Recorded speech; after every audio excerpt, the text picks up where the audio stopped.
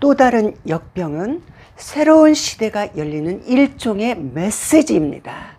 지금 세계 각 기업에서 코로나보다 더한 전염병이 와도 끄떡없는 인공지능을 개발하기 위하여 앞다투어 노력하고 있습니다.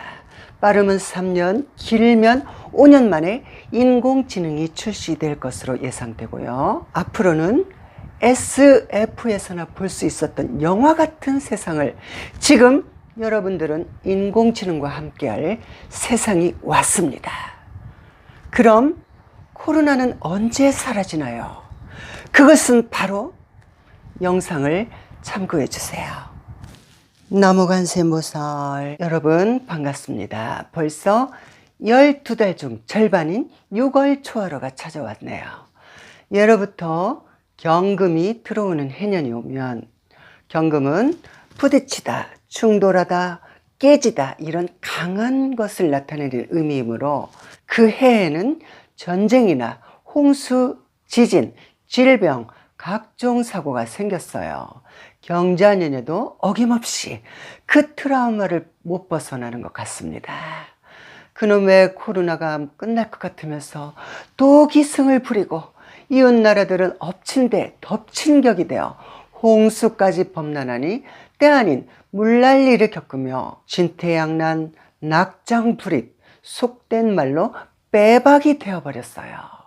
연세가 지극하신 어르신들께서 가끔씩 전화가 오는데요. 유튜브에 보독사 선묘스님이라고 분명히 영상에 올려져 있는데 1월당, 매화당 이런 만신집인 줄 알고 제 이름이 선묘라. 발음이 늘 무서워요. 나이 드신 분은 선묘라고 발음을 안 하고 선무라고 발음합니다. 거기가 유튜브에 나오는 보독사 선무당집이죠? 네, 맞습니다. 여기가 바로 사람 잡는 선무당집이에요. 아구 스님 반가워요. 어쩜 그렇게 내 마음을 속속히 들여다보고 말을 하는지 지가 다 속이 시원하네요. 그런데 코로나는 언제 없어지남요? 코로나 땜시 경로당도 못 가고 집구석에 하루 종일 혼자 있으려니 속이 답답하고 허벅지를 찌르고 놀자니 아프고 우라통이 터져서 못 살겠어요. 이런 질문을 받는 저도 환장하것이요. 언제 멈출지는 며느리도 모르고 가끔씩 오는 택배 아저씨도 모릅니다. 한 가지 아는 것은 이놈의 코로나가 더 악하고 강하게 진화되어 더욱더 강해져서 인간을 공격하여 인구가 지구의 3분의 1은 없어질 수도 있다는 것입니다. 지금 지구 땅덩이를 좁고 인구가 갑자기 폭발적으로 늘어 지구가 몸살을 앓고 있어요. 예전에는 전쟁으로 인구를 속간했지만 21세기에는 바이러스로 인해 80억이나 넘는 세계 인구를 7대3 법칙으로 3분의 1은 속간하기 위하여 하늘에서 움직이는 것입니다. 정감록 예언서를 보면요. 말세가 오면 역병으로 인해 심리를 가야만이 사람을 구경할 수 있다라고 나와 있습니다. 앞으로 바이러스는 더욱더 진화가 되어 코로나보다 더 무서운 강력한 역병이 올 것입니다. 세계에서 유일하게 한국만이 생존할 거예요. 그것은 바로 조상 대대로 이어온 최고의 명약 홍익사상으로 나 혼자가 아닌 더불어가는 사회와 이타심을 내어 영적 질량이 높아지고 단군에서 내려온 조선 최고의 명학인 유산균 덩어리인 김치라는 선조들의 이대한 유산으로 천지가 개벽을 해도 우리 대한민국은 끄떡없이 버틸 것입니다. 그러니 걱정 마시고 힘내세요. 예전에 유럽 중세 시대에는 흑사병이 번져 지구의 절반 이상이 목숨을 잃었습니다. 모든 교인들은 흑사병을 소멸해달라고 없애달라고 간절하게 하나님께 기도했으나 기도 응답을 볼 수도 없고 들을 수도 없고 매일 수만 명씩 죽어가는 사람들을 보며 모든 종교는 권위가 땅에 떨어지고 그동안 하나님의 중심인 종교가 인간의 중심이 되어버렸어요. 이래서 인본주의를 기틀로 한 르네상스라는 새로운 문명의 시대가 열리게 된 것입니다. 산업혁명이 일어나면서 급속도로 경제 발전이 이끌어내니 지금 여기까지 온 것입니다. 어찌 보면 지금 코로나로 오는 전 세계적인 피해는 또 다른 시작이 열리는 일종의 메시지인 것입니다. 역사를 보면 알 수 있듯이 이제는 르네상스 시대도 아니고 그것은 바로 또 다른 세상이 펼치는 인공지능의 시대가 시작됐다는 것을 여러분들은 알아야 할 것입니다. 최첨단 과학으로도 코로나 바이러스를 잡지 못하니 각 학교는 현재 온라인 수업을 병행하고 있고요. 온라인으로 수업을 하니 굳이 선생님이 필요 있을까요? 앞으로 모든 대학들도 3분의 1은 없어질 거고요. 그토록 힘들게 밤잠을 못 자며 피눈물 나게 공부하여 상위 1%만 들어갔던 서울에 있는 대학을 제발 좀 오라고 사정사정하여 그까지 서울에 있는 대학 내가 접수한다 룰루랄라 하며 편안하게 걸어서 들어갈 것입니다. 그것은 인공지능이 다 알아서 하니 창의성, 창조를 가진 인재 아니면 굳이 학교가 필요 없다는 얘기지요. 시대를 알아야 성공한다는 말 들어보셨죠? 지금 시대는 공부 잘해서 할 게 없는 시대이니 자식들한테 제발 부탁인데 공부 그놈의 공부하라고 애들 스트레스 주지 마시고요. 지금 시대는 유튜브로 통해 세계로 공유하여 먹고 사는 온라인 시대이니 제발 너는 뭐하러 쓸데기 없이 공부만 하는 거야. 너 그지로 살고 싶어? 누가 너보고 공부하라고 했어? 공부하면 쌀이 나오니 연탄이 나오니 제발 공부하지 말고 컴퓨터 게임하고 놀고 유튜브 많이 보고 놀으라 했지. 이런 말을 해야겠지요. 아이들 비싼 학원비로 동영상 편집 가르치고요. 인스타그램이나 컴퓨터를 잘 털어야 성공하는 시대가 왔습니다. 이제는 모든 장사나 온라인으로 병행 안 하면 운영하기가 힘든 시대입니다. 바이러스로 인해 식당 들어가기도 힘들고 더워도 에어컨을 틀 수가 없어요. 에어컨을 타고 바이러스가 전염이 되니 종로에 30년을 운영한 명품 식당도 결국 인건비도 못 주는 형편이 되어 문을 닫은 안타까운 현실이 왔습니다. 이 현실에 살아남으려면 개인 유튜브 영상을 찍어 최고의 위생과 최고의 재료를 사용하여 영상으로 보여주어 성공하는 공유 시대가 왔다는 것입니다. 지금 택배에서는 최고의 호황입니다.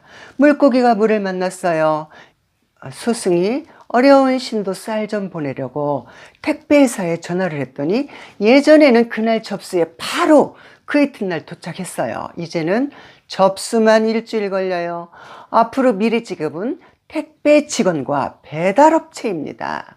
결혼하고 싶은 최고의 로망인 직업이 택배 직원과 오토바이 배달원이 된 거예요. 머리 쓰는 일은 인공지능이 다 알아서 할 겁니다. 인공지능이라 실수도 없고 인간보다 더 잘하니 인간은 인공지능에 밀리게 된 겁니다. 코로나로 인해 노동자들도 격리 상태고 일자리를 잃고 하늘길도 막혀서 비행기를 못 타니 각종 여행사, 관광업을 하는 분들은 거의 폭망입니다. 놀러 가고 싶어도 비행기가 못 떠서 못 가고 외국은 코로나가 별천지라 놀러 가려면 관 하나 짜놓고 가야 해. 오동나무가 안 썩고 좋다니 국산품 오동나무 관 하나 짜놓고 가야 할 지경까지 왔어요. 이런 현실에 동창회도 없어지고 개모임도 사라지니 그동안 명품 옷 입고 명품 차 타고 어깨뽕 팍 놓고 동창들 기죽이는 컨셉으로 지내왔다면 이제는 집 안에서 축 늘어진 티셔츠 입고 방구석에 앉아 사람 만날 일이 없으니 우울증만 오는 거예요.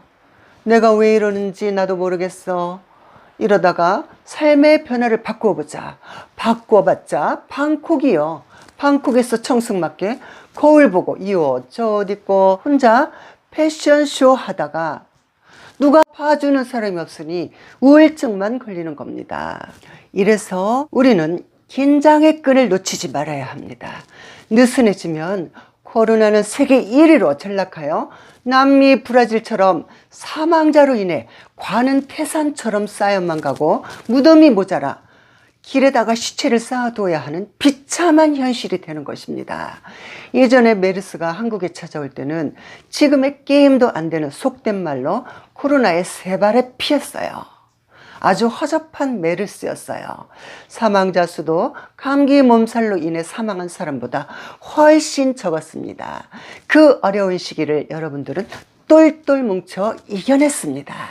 한국에 가면 메르스로 죽는다 소문이나 관광객이 발길을 뚝 끊는 매일 영업이 안 돼 팔이 자꾸 돌았어요.